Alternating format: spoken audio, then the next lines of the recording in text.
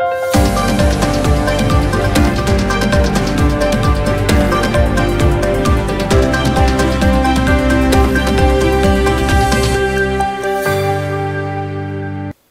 मी Priyanka. Shankhnath news चॅनलच्या मराठी बातमीपत्रात आपलं स्वागत करते. पाहुयात आजच्या काही मुख्य बातम्या. लोकसभा निवडणुकीच्या पार्श्वभूमीवर माओवाद्यांच्या तेलंगणा राज्य समितीचे काही सदस्य हे तेलंगणा राज्यातून प्राणहिता नदी ओलांडून गडचिरोलीला आल्याची माहिती मिळाली आणि जी चकमक पोलीस आणि माओवाद्यांशी झाली त्यामध्ये 4 माओवादी ठार झाले.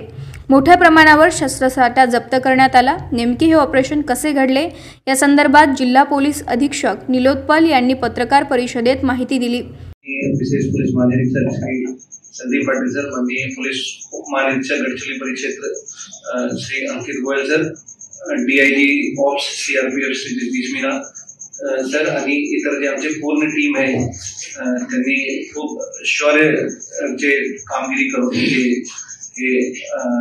ऑपरेशनला अंजाम दिला आहे आणि आज संध्याकाळी ते पूर्ण पाठी जे आहे सुखरूप ते परत आलेलं आहे आणि पुढील कारवाई यामध्ये आणखी या घटना अनुषंगाने आणखी त्या एरियामध्ये अधिक नक्षलविरोधी अभियान आणखी तीव्र करण्यात आलेलं आहे आणि पुढील काळात पण नक्षलविरोधी अभियान आणखी तीव्र करण्यात येणार आहे आणि आगामी लोकसभा निवडणुकीच्या पार्श्वभूमीवर ही कारवाई अत्यंत महत्वाची आहे आणि आमच्या पूर्ण टीम त्या कारवाईमध्ये होते ते सुखरूप गडचिरोलीला परत आलेलं आहे. पुढील तपास या प्रकरणामध्ये गडचिरोली पोलीस करत. येत्या काळात या भागात माओवाद विरोधी अभियान आणखी तीव्र करण्याचे संकेत दिले तसेच माओवाद्यांना आत्मसमर्पण करण्याचे आवाहन केले. अप्पर पोलीस अधीक्षक यतीश देशमुख यांच्या नेतृत्वात गडचिरोली पोलीस दलातील विशेष अभियान पथकाचे जवान व CRPFच्या QAT पथकातील जवान हे उपविभाग जिलमगट्टा अंतर्गत उपपोस्टे रेपनपल्लीपासून दक्षिण पूर्व 5 किलोमीटर अंतरावर असलेल्या कोलामरका पहाडी जंगल परिसरात माओवाद विरोधी अभियान राबवित असताना दिनांक 19 मार्च रोजी पहाटेच्या सुमारास जंगलात दबा धरून बसलेल्या माओवाद्यांनी जवानांच्या दिशेने अंधाधुंद गोळीबार केला.